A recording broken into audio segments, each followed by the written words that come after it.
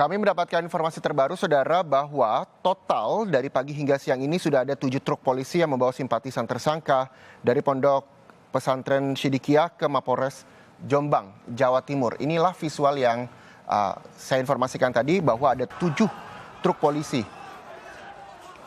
Dan, Saudara, upaya penangkapan tersangka kekerasan seksual santri terus dilakukan sejak pagi tadi hingga siang ini. Kita juga masih bergabung dengan anggota Kompolnas Mbak Pungki Indarti dan juga pakar hukum pidana Pak Abdul Fikar. Kita kembali menyapa kedua narasumber yang telah hadir siang ini. Pak Abdul Fikar, tadi sebelum jeda iklan saya sempat bertanya soal pasal apa yang bisa disangkakan terhadap tersangka MSA. Tadi Mbak Pungki sebelum jeda iklan juga menyampaikan bahwa ada sejumlah hal, seperti salah satu adalah mengintimidasi korban dan juga upaya untuk menghalang-halangi proses penangkapan dari tersangka sendiri. Anda menilainya seperti apa? Iya, saya kira begini, di satu sisi penegak hukum itu punya kewenangan yang disebut sebagai upaya paksa, ya, menangkap, menahan. Di sisi lain, penegak hukum kepolisian, ya, selain sebagai penegak hukum juga punya kewenangan penanggung jawab ketertiban dan keamanan di dalam masyarakat. Gitu. Nah, saya kira dalam fungsi itu, gitu ya, bisa dilakukan. Di satu sisi sebagai penegak hukum melakukan penangkapan, penahanan, kemudian melakukan penyidikan, ya, tapi sekaligus juga dia bisa melakukan fungsi ketertibannya. Gitu. Nah, itu saya bilang berapapun banyak masyarakat, ya, sesungguhnya polisi itu punya cara sendiri sesungguhnya, ya. Dia bisa umpamanya melalui pendekatan dengan tokoh-tokoh masyarakat setempat sehingga menyadarkan bahwa proses hukum itu bukan merupakan satu proses yang menyudutkan seseorang, karena di dalam proses hukum sekalipun orang itu masih punya hak umpamanya membela diri, ya.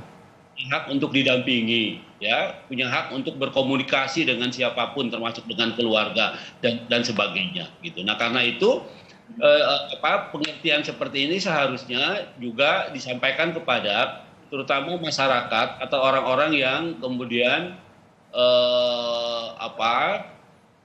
dalam praktiknya kemudian menyulitkan untuk penegak hukum melakukan fungsinya sebagai melakukan upaya paksa, umpamanya penangkapan atau penahanan terhadap seseorang, ya.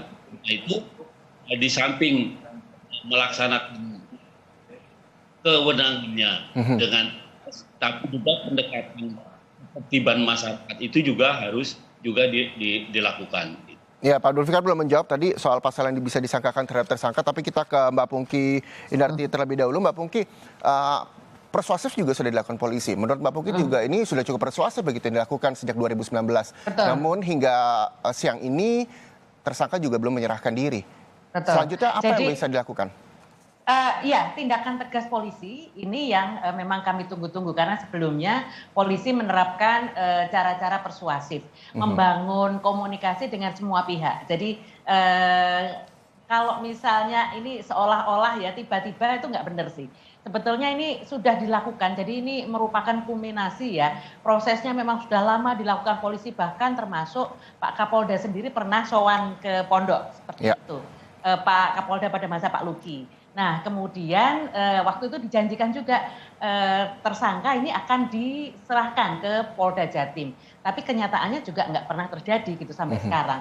Nah, upaya ini sudah cukup karena kami juga melihat apa yang dilakukan polisi dengan mencoba untuk membangun situasi yang kondusif sudah dilakukan. Nah, oleh karena itu, karena yang bersangkutan si tersangka ini selalu mangkir, kemudian melarikan diri dan istilahnya kalau bahasa Jawa mengejek misalnya mencoba memancing rasa sakit hati korban dan sebagainya dengan menggelar jazz di situ misalnya. Ini kan bagi kita masyarakat umum melihat bahwa loh, ini kok seolah-olah hukum tidak dilaksanakan dengan baik gitu. Padahal semua orang kan sama kedudukannya di dalam hukum. Nah, oleh karena itu apa yang dilakukan oleh kepolisian ketika kemudian melihat yang bersangkutan ini tiba-tiba muncul di kontes jazz tersebut, ya dianggap ini sudah orangnya sudah ada di sini dan sudah bisa ditangkap, dan polisi juga sebelumnya juga sudah approach kepada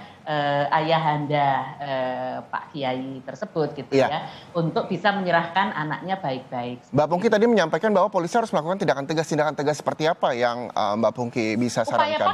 Upaya paksa Mas. Artinya kalau misalnya hari ini gagal, segera dievaluasi kegagalannya di mana dan segera lakukan operasi lagi gitu ya, operasi penangkapan lagi. Hingga siang ini 5 hektar pondok pesantren ditelusuri polisi untuk mencari tersangka. Masih kurangkah? Ya kan, pokoknya sampai yang bersangkutan bisa ditangkap gitu ya. Nah, di sisi lain kami juga menghimbau agar yang bersangkutan, si tersangka ini menyerahkan diri.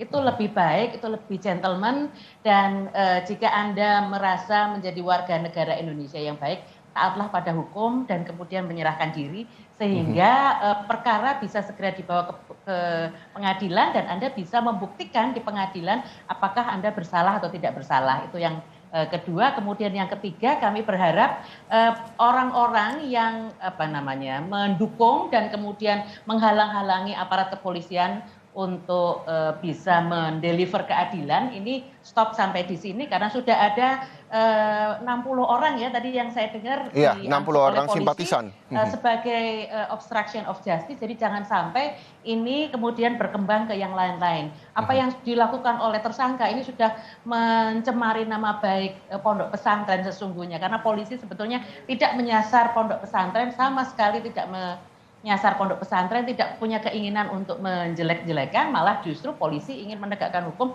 dengan menangkap orang yang tadi melakukan tindak pidana gitu loh. Nah, kebetulan orangnya ada di dalam pondok pesantren itu. Tapi ini kan juga asas equality before the law mesti harus dijunjung tinggi oleh pihak kepolisian. Oke, terakhir Mbak Pungki, sebelum Mbak Pungki pamit dari Breaking News Kompas TV, upaya paksa seharusnya dilakukan polisi, terus juga persuasif, karena persuasif juga sudah dilakukan. Butuh tenggat waktukah untuk polisi seharusnya menangkap sebelum akhirnya yang disarankan Mbak Pungki bahwa seharusnya lebih baiknya tersangka lebih baik menyerahkan diri? Adakah tenggat waktu yang bisa? Nggak ada, tenggat waktu sebetulnya nggak ada, tapi sebaiknya segera mungkin yang bersangkutan bisa ditangkap seperti itu. Baik. Mas Reza. Ya. Baik, terima kasih Mbak Pungki Darti selaku anggota banyak. Kompolnas. Mudah-mudahan upaya penangkapan tersangka kekerasan seksual santri juga bisa segera diwujudkan. Terima kasih Mbak Pungki. Pak Abdul Fikar, kita tahan dulu, kita mesti jeda sejenak. Tetaplah bersama kami di Breaking News Kompas TV.